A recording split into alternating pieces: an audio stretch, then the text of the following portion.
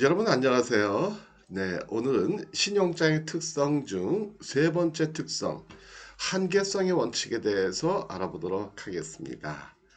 자, 어제 우리는 신용장의 특성 중에 독립성 첫 번째, 아, 두 번째 어디죠? 추상성에 대해서 두 가지를 알아봤었죠. 그죠? 근데 이러한 신용장의 특성은 어디에 나타난다 그랬죠? 예, 신용장 통일 규칙 UCP에 나타나 있다라고 했어요. 그래서 UCP 4조 5조에 보면 독립성과 추상성이 있다. 자, 그러면 이 한계성의 원칙이라는 건 뭐냐? 신용장도 아무리 그 대금 결제가 확실하고 안전한 그러한 결제 방식이라고 하더라도 신용장으로 대금 결제를 받더라도 어떠한 한계는 있다. 리미트가 있더라라는 거예요. 근데 이러한 한계는 왜 생기느냐? 이 한계는 신용장의 독립성과 추상성을 인정해 줌으로 인해서 생기는 이거는 네가티브한 효과다라는 거죠. 네가티브한. 그래서 사실은 신용장의 독립성과 추상성을 보장한 이유는 뭐라고 그랬나요? 그건 은행의 업무 편리를 위해서 은행의 입장을 고려해서 그러한 특성, 어떻게 보면 특혜예요. 특혜를 보여줬다는 거죠. 그렇죠? 원래 신용장에 독립성이 있다? 그거 좀 이상하잖아요. 그죠? 이게 지금 신용장도 수출상, 수입상 당사자 간의 거래를 조금 더 원활하고 안전하게 하기 위해서 만들어 놓은 거니까 당사자 간의 매매 계약서가 우선이 될 텐데 순서를 바꿔버린 거죠. 그쵸? 예. 뭐가 우선이다? 매매 계약서보다도 신용장이 우선이다. 그 다음에 추상성이라는 거는 당사자가 거래할 때는 분명히 어떠한 대상을 놓고 하는 건데 그 거래 대상보다도 사실은 그 대상을 추상적으로 대변하는 서류가 우선이다. 그런 뜻 아니겠어요? 그러다 보니까 어떠한 문제가 생기더라. 그러한 여러 가지 문제들을 우리는 한계가 있더라. 이렇게 표현을 한 거예요. 이해가 되시죠? 그쵸? 그래서 한계성이라는 거는 사실은 UCP 신용장 통일 규칙에는 한계성의 원칙이라는 거는 이거는 없어요. 이거는 그 규정되어 있는 내용은 아니고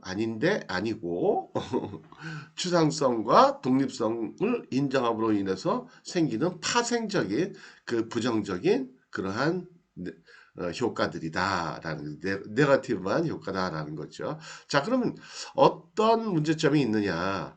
독립성과 추상성을 인정함으로 인해서 어떤 문제가 생길 수 있느냐? 먼저 수입상 입장을 볼게요. 수입상의 입장에서 보면 신용장이 물건의 품질을 보장하지 않는다라는 얘기예요. 왜요? 왜요? 추상성의 원칙이 있다라고 했으니까 네, 품질과 상관없이 서류만 셀러가 신용장에서 요구하는 대로 작성하면 돈을 줄 수밖에 없다라는 거예요. 그쵸? 그래서 신용장 거래한다고 그래가지고 품질도 원하는 게 확실히 들어오겠구나. 품질이 안 맞으면 돈 안 주면 되겠지?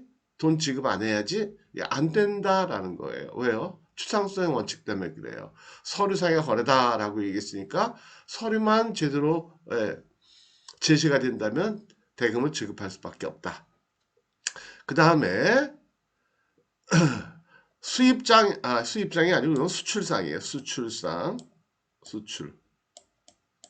죄송합니다. 예.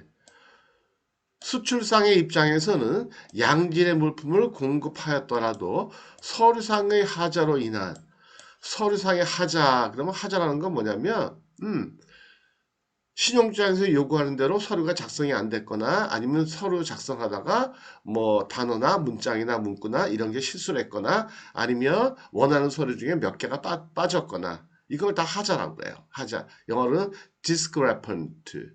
D-S-C R-E P-A-N-T. discrepant라거든요.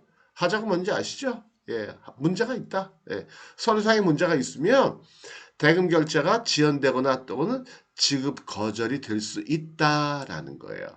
예, 방지할 수 없다. 지급 거절이 될 수 있다라는 거예요. 그러니까 수출상이 아무리 계약에 맞는 아니면 계약 내용보다 더 좋은 더 좋은 물건을 공급했더라도 서류를 작성하다 예를 들면 인보이스 패킹리스트 뭐 아니면 BL상에 하자가 있다 그러면은 음, 돈을 못 받을 수 있다라는 거예요. 그 못 받을 수 있다는 건 어느 정도를 얘기하는 거냐?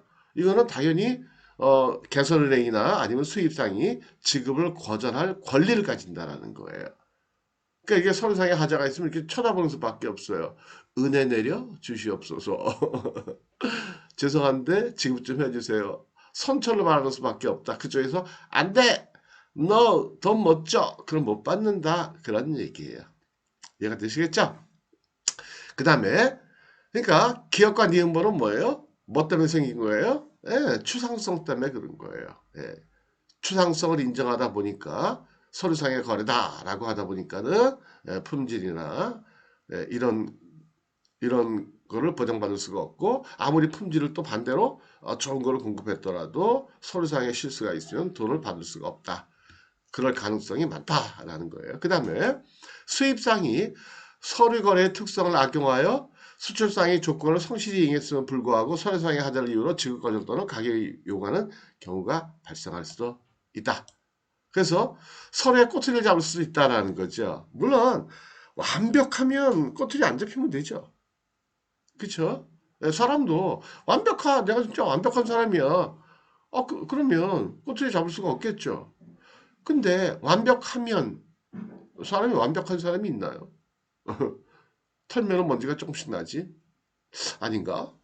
어쨌든요. 그 서류도 작성하다 보면 좀 실수할 수 있거든요. 별거 아닌 것들. 근데 그것도 막 꼬투리를 잡을 수가 있다는 거죠. 음. 그래가지고 지급 거절하거나 아니면 야 나중에 나한테 리베이트 좀 해줘. 가격 인하해줘. 리베이트 해줘. 그럼 내가 결제할게. 이럴 수도 있다라는 거예요. 이해가 되시겠죠? 그 다음에 또 리얼번은 수출상이 서류 거래의 특성을 악용하여, 그러니까 추상성을 악용하여 계약 조건과 다른 상품을 선적하고, 그쵸? 예를 들어가지고 품질이나 수량이 완전히 그냥, 뭐, 진짜 말도 안 되게 안 맞는 거야. 그런데도 불구하고 서류만 신용장 조건대로 작성하여 지시하면 은행은 대금을 지급해야 돼요. 왜요? 추상성의 원칙 때문에. 그리고 은행은 아예 물건 자체를 확인을 안 해요. 할 수도 없고 구조 자체가. 그래서 추상성이라는 거를 인정을 해준 거예요. 특성을. 그래서 수입상의 입장에서는 물품이 원하는 물품이 아닐 수도 있다. 그러니까 퀄리티, 퀀티티 이런 것들 아니면 포장 이런 거에 문제가 있을 수도 있다. 예. 그래서 돈은 줘야 된다. 수입상은 대금을 지급해야 된다. 이런 것들. 그래서 사실은 이 한계성의 원칙이라는 게 굉장히 신용장 거래할 때 실무적으로 중요한 내용들이에요. 근데 이러한 그 한계성이 왜 생겼다고요? 예. 은행의 입장을 배려하다 보니까 독립성과 추상성의 원칙을 인정을 해줬다는 거지. 그러다 보니까는 이러한 네거티브한 효과들이 나타나더라. 라는 거예요. 이게 아주 실무적인 얘기예요. 그래서 정리해드리면 어떤 한계성이 있느냐? 셀러 입장에서는 물건을 잘 선적했더라도 서류 작성하다가 혹시라도 실수하면 돈을 못 받을 수도 있다. 근데 바이 입장에서는 내가 원하는 제품이 아니야. 계약서와 안 맞아. 계약서 내용과 안 맞는 아주 함량 미달인 제품이 오더라도 서류만 셀러가 제대로 악의적으로 해서 악의적인 목적으로 그렇게 물건을 나쁜 걸로 보내고 서류를 신용장 조건과 맞춰버리면 바이어는 대금 지급을 거절할 방법이 없다라는 거예요. 이게 바로 대표적인 실무적인 신용장의 한계다라는 거죠. 근데 결론적으로는 그렇다고 그래가지고 이런 거 무서워가지고 신용장 거래 못하냐? 그건 아니에요. 이거를 뛰어넘을 만큼 신용장은 대금 결제 방식으로서는 그래도 가장 안전하고 양 당사자한테 공평한 방식이다라는 거죠. 자, 이렇게 해서 여기까지 해가지고 오늘은 마치도록 할게요. 자, 수고하셨습니다. 오늘도 즐거운 하루 되시기 바랄게요. 네, 마치겠습니다.